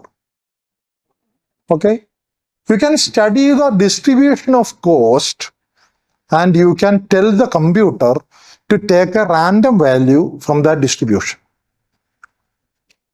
Suppose 5% of times you are coming from your husband's home. Computer will also take that cost in 5% of times. In calculating this ISR, in 5% of times, computer was using you are coming from your husband's home, that cost will be very high. That means ultimately that ISR will be very high. That means it will be coming towards the higher cost part. This may be that. So each and every dots in this ISR cloud has got a meaning to account for each and every cost factor and each and every effectiveness factor. Okay, how to take this? This we are using, usually we are using Monte Carlo simulation. There is a function in Excel so that you can, if you are just showing or giving the distribution, it will pick up a point from the distribution and it will draw. Okay. So you just think that there is something called an ISER. Suppose this was your initial point estimation of ISER. At that point, you assume that this is a very good intervention. Why? You think about this point. Large advantage in x-axis, very small disadvantage in y-axis. It is actually a cost-saving intervention. But this is the whole picture. Then you just look. What percentage of dots are in this quadrant?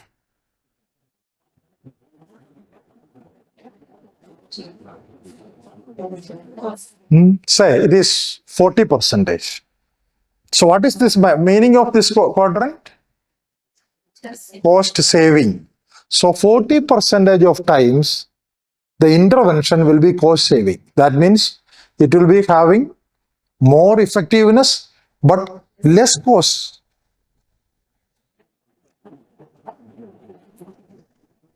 Say this is 40%. What does it mean?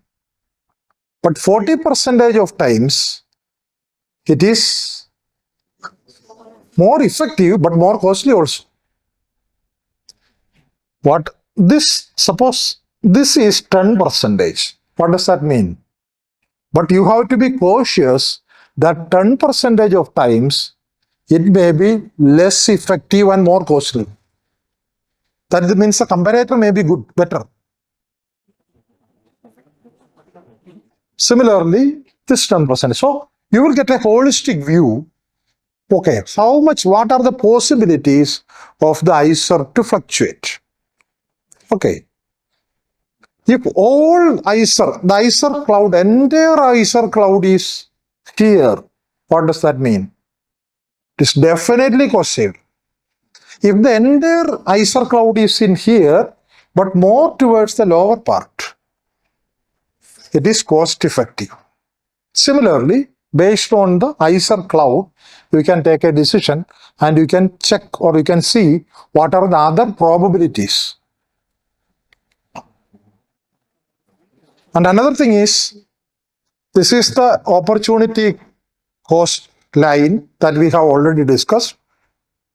The percentage of dots below the line should be more than the percentage of line above.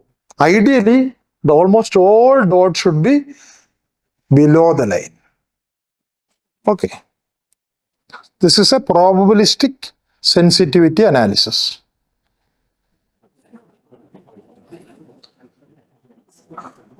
If you are going to publish an economic evaluation, there is a guideline that is GS guideline. Just like you have got STROB for observational studies, consort for your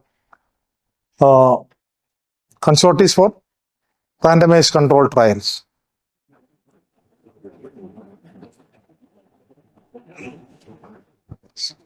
Can we stop here? I have got very few slides on health technology assessment. Okay, okay. Then I have only a few. We are not going for a detailed discussion on HTA, but I am just giving you a feel what is HTA. Health technology assessment is appraisal of effectiveness, cost effectiveness, and equity data. We are, rather than just cost effectiveness, we are bringing three things in HTA. What are the three things? One is effectiveness. Second one is cost effectiveness. Third one is equity. Okay. If these three things are considered, it is a health technology assessment. But cost effectiveness is the heart of HTA. The major component is cost effectiveness.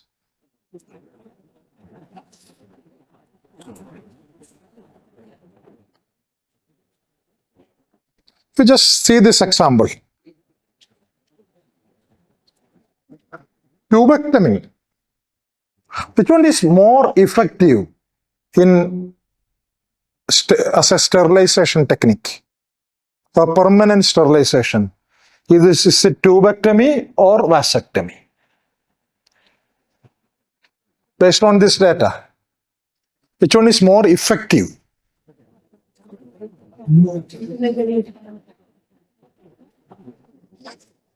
Out of 10,000 women here, the failure is only 2 for tubectomy.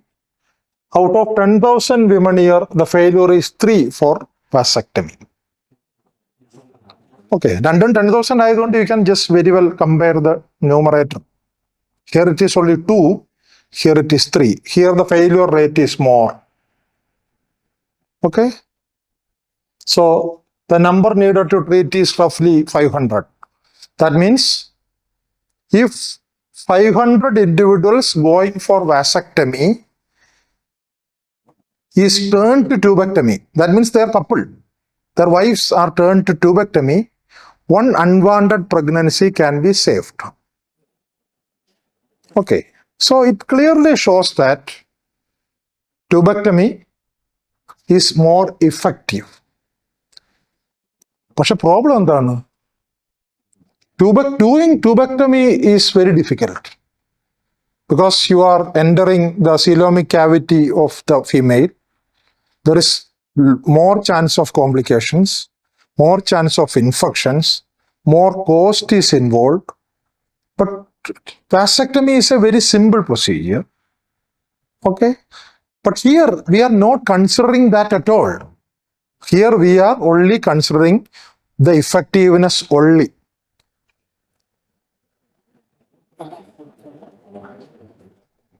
You say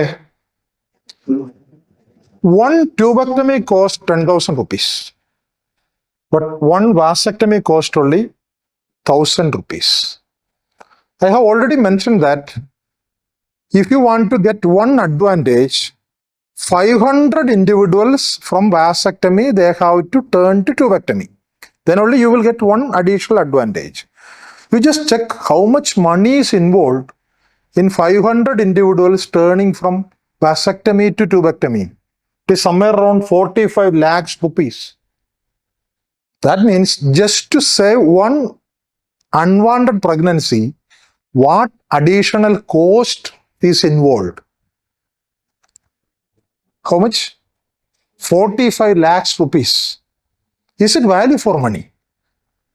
For to protect one unwanted pregnancy, you just think about, suppose one unwanted pregnancy is happening and you are going for an abortion, and abortion may be having some cost. The female has to undergo some kind of mental issue, maybe torture or something like that. That also have got some cost. All those things may cost somewhere around 5 lakhs rupees or 10 lakhs rupees. But 45 lakhs rupees is a big cost. So even if in previous slide, you may think that tubectomy is a better option based on the effectiveness. In the second slide, when you are thinking about cost effectiveness, you are thinking in terms of, in line of, now what is your thought? Which one is better? Vasectomy or tubectomy? Vasectomy. Okay, previously we thought that it is tubectomy. Now we are thinking that it is vasectomy. Okay. Now you consider some other thing. Out of 500 individuals undergoing tubectomy, 2 failures are occurring. Out of 500 individuals undergoing vasectomy, 3 failures are occurring. Do you think both the failures are equal?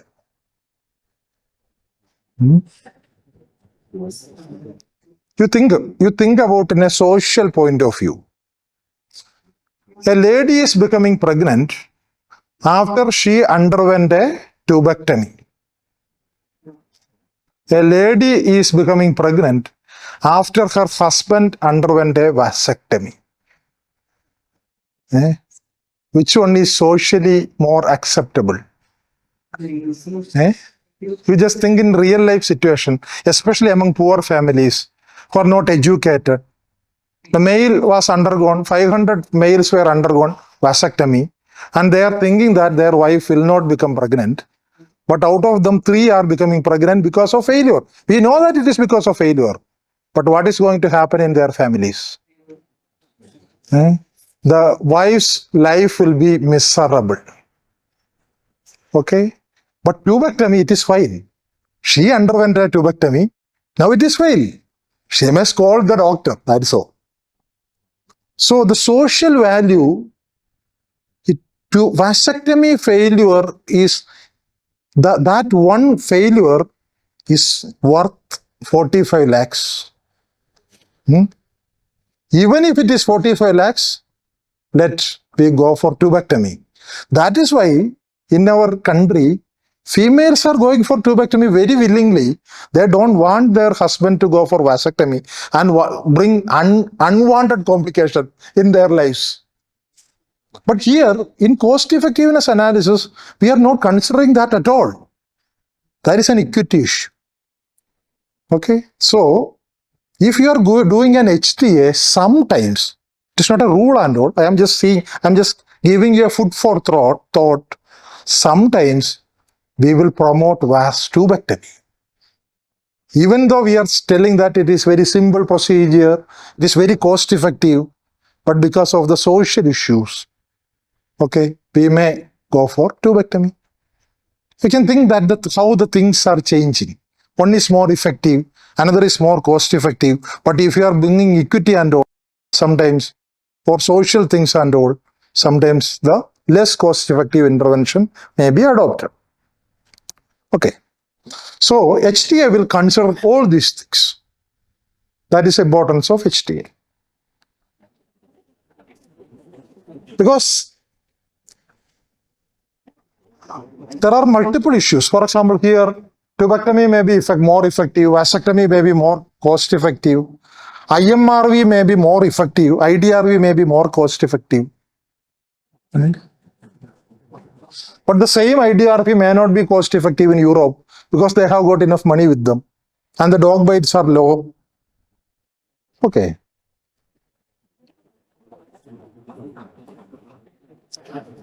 So at HTA, first we will evaluate the effectiveness.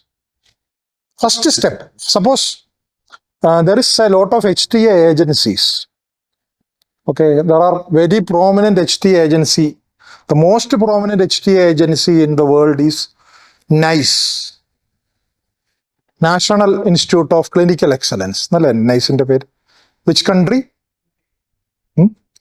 UK. NICE is for UK. Okay, it is part of NHS.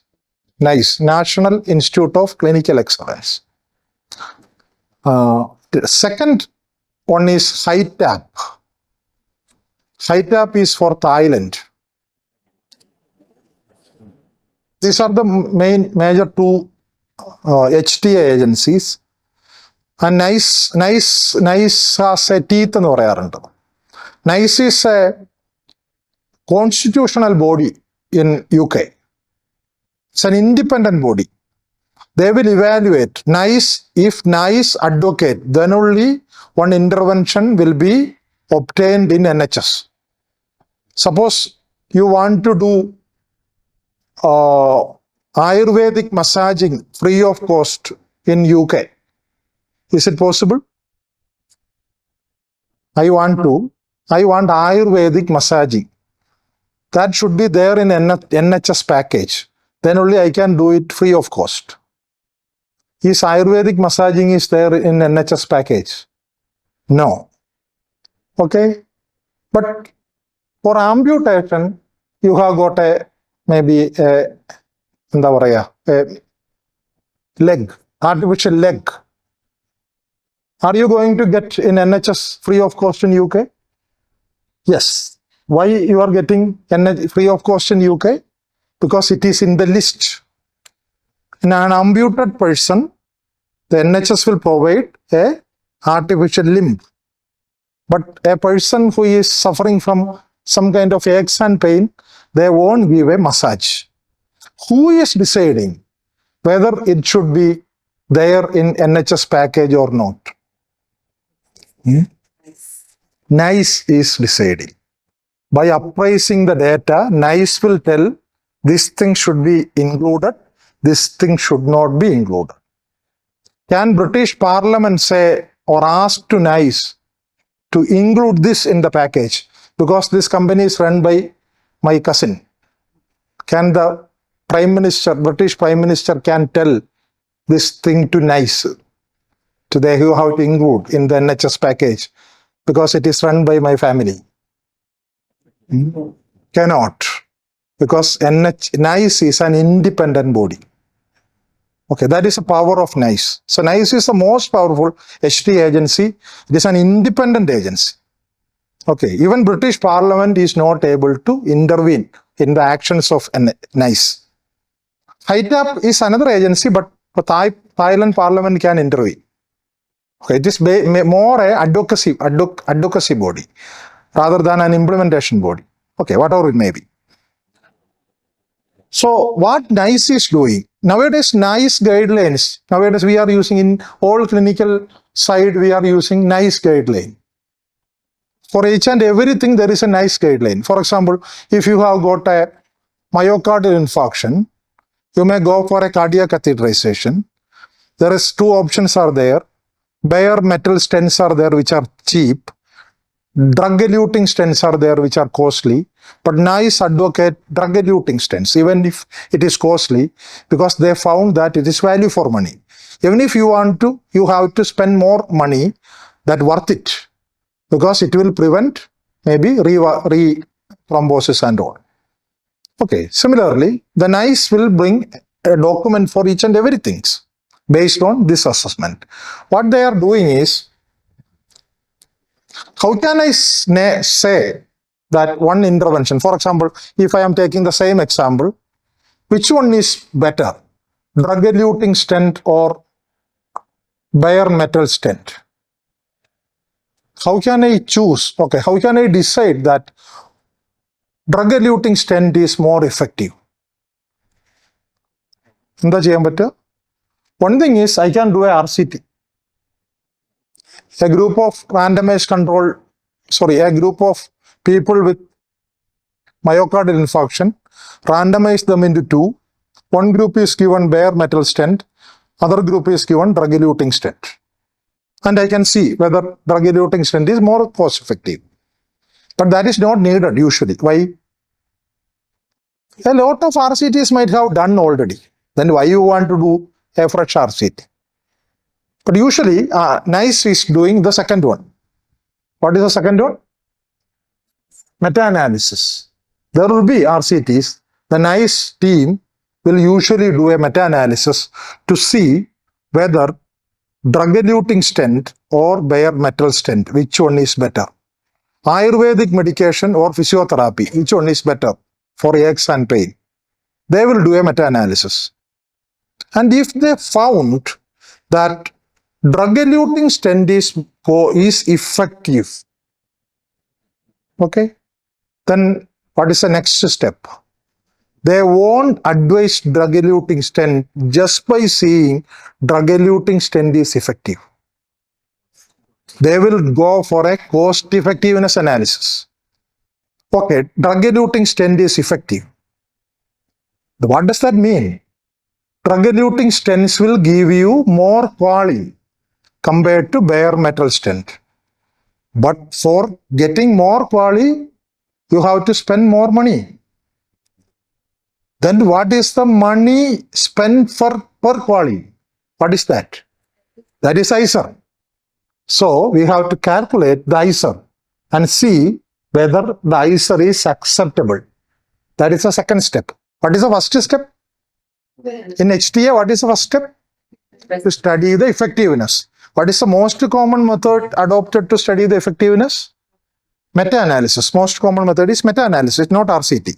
RCT is an option, but usually they won't do RCT because it is time consuming. Okay. For each and every decision to do an RCT is not possible at all. So meta-analysis is the most commonly used methodology to check the effectiveness. Then we will go for cost effectiveness. What the technique that we can do for cost effectiveness analysis? Cost utility analysis. Okay, cost utility analysis, and I will find the ISR. Here to find the ISR, again I have got two options. One is, again I can go for RCT. Second one is a mathematical modeling. Which one nice ഏതായിരിക്കും perform ചെയ്യുക? They will go for modeling. They won't go for RCT because again RCT is time consuming. And another problem with RCT is, in every RCT you are making 50% of your study subject as at risk, as disadvantageous. If bare metal strength is better, 50% of people using that will be getting an advantage. If drug-eluting strength is better, 50% of people using that is getting an advantage.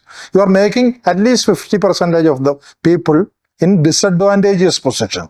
So they are not going for RCT, rather they go for, here they will go for meta-analysis for effectiveness study, and they will go for mathematical modeling, usually Markov, for their cost effectiveness study. Okay, now they found that something is effective and something is cost effective. Can they advise? No. No, they will bring some other dimensions. Broadly, we will say it is equity, but there are social issues and so many dimensions they will bring. I will give another example. Which one is the most effective and cost-effective method to detect cervical cancer early? Pap smear examination. But why pap smear examination is not popular?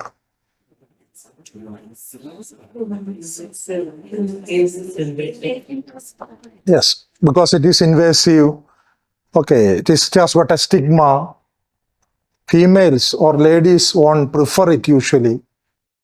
If there is an option, for example, ultrasound examination of lower abdomen, much less effective, much less cost effective also. But if you just bringing in social issues, equity dimensions, people preferences, which one will be having more weightage? Maybe ultrasound, maybe. Okay, these kinds of issues are there.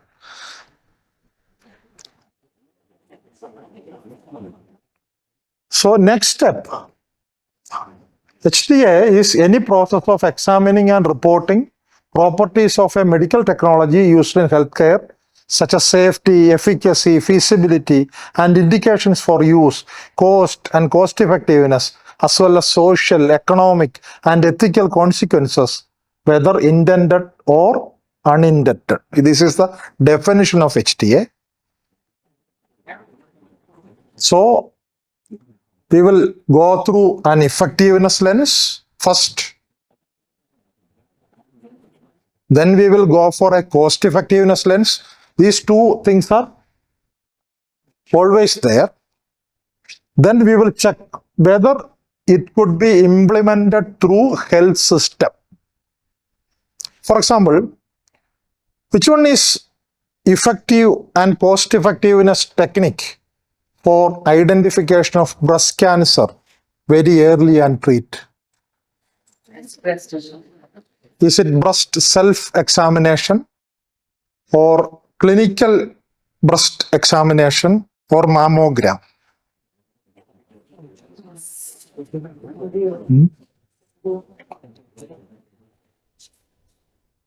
Mammogram is, if it is even less than 1 centimeter, the prognosis is good. If it is more than 1 centimeter, the prognosis is suddenly getting worse. Okay, if it is 2 centimeter or 3 centimeter or 4 centimeter, definitely one single factor, may not be many, maybe many factors, but if you are considering one single factor, it is the size of the breast. Suppose you are telling the community that self-breast examination is a wonderful tool to screen breast cancer. it is actually you are not telling the truth. One thing is the community will get a false assurance that the breast cancer could be detected by self-breast examination. But only large lumps could be detected. It is very less likely that an untrained person, an amateur person, a lay woman in the community can pick up a lump which has got a size of 0.5 or 1 centimeter. It is very less likely. And they may think that they can. They can if the size is more than 1 centimeter. Actually, there is an opportunity cost. Okay, by just telling people, you are actually reducing the probability of that person going to a clinic and to do a mammogram because she thinks that she can pick it up. So that is actually a big crime. So breast examination is not actually advised if other method of detections are available, especially in high risk group. If a person is obese or the person has got maybe family history of breast cancer, don't tell them that breast cancer could be picked up by self-breast examination. Okay. But the problem, we know that now we have got a Anandam Arogyam campaign. We know that mammogram is the best one, but it is very difficult for us to do because of this factor. It is very difficult to implement the extensive mammogram screening through our health system because in our health system, the machines are very low in number. If all these vulnerable people or women at risk are going to these machines, we cannot, even the high risk people cannot be screened. But we know that self-breast examination is not good. So we invented a new thing, that is clinical breast examination. What is clinical breast examination? Instead of the woman herself examining the breast, a person who is trained will examine the breast. Then there is higher chance. May not be as good as mammogram, but there is higher chance. Okay. So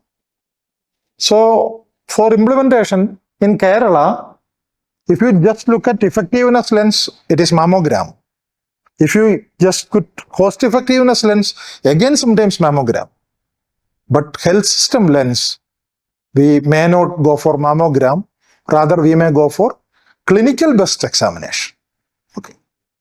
Similarly, there is equity and ethics that we have already discussed. Okay, our PASO, the vasectomy, okay, all other things. And community acceptance that we have discussed in terms in pap smear and all. For all these things are important.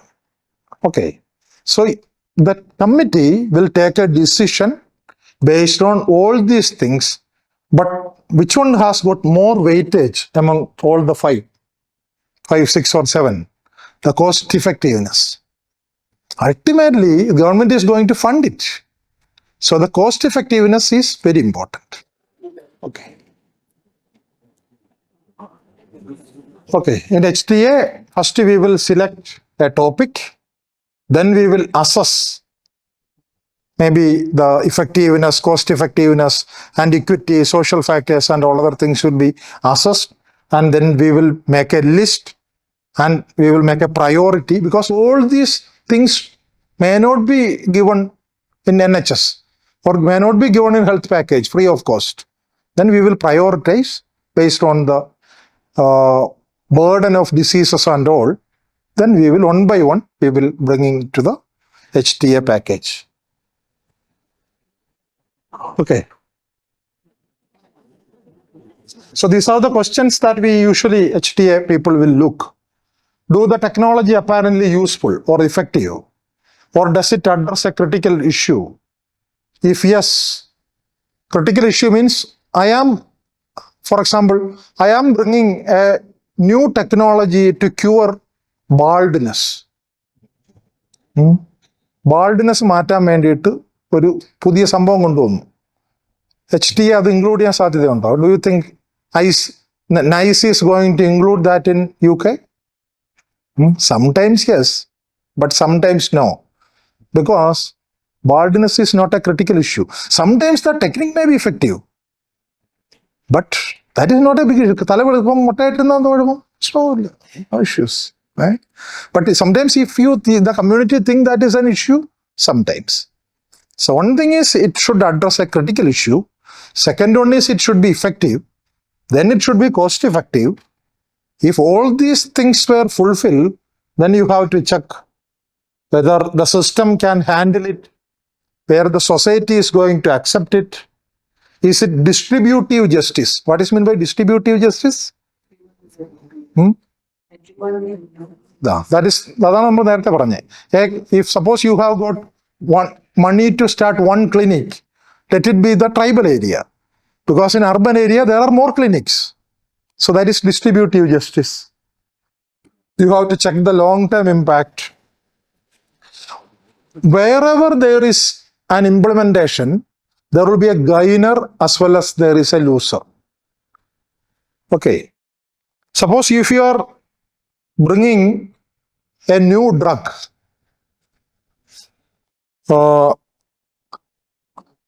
amoxicillin clavulanic acid is better to treat pneumonia.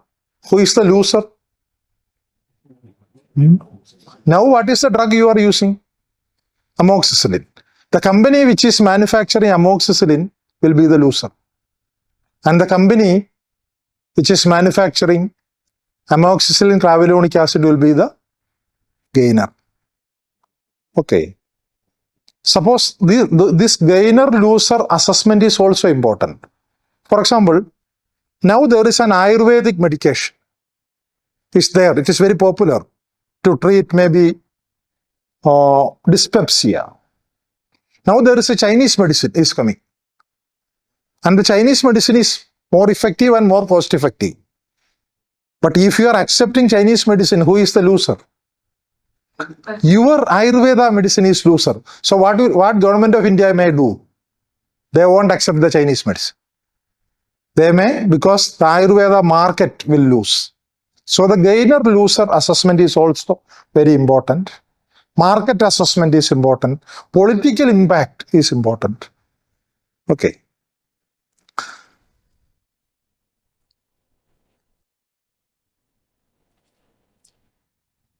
So these are the major HTA agencies. One is NICE. NICE is under NHS. Second one is HITAT, that is Health Intervention and Technology Assessment Program. And India has got a, that is HTA in. That is very rudimentary. So there is no such functioning, very functional agency in India. But we have also a mechanism for HTA. So these are the, in nutshell, about HTA. So I think we completed 4 sessions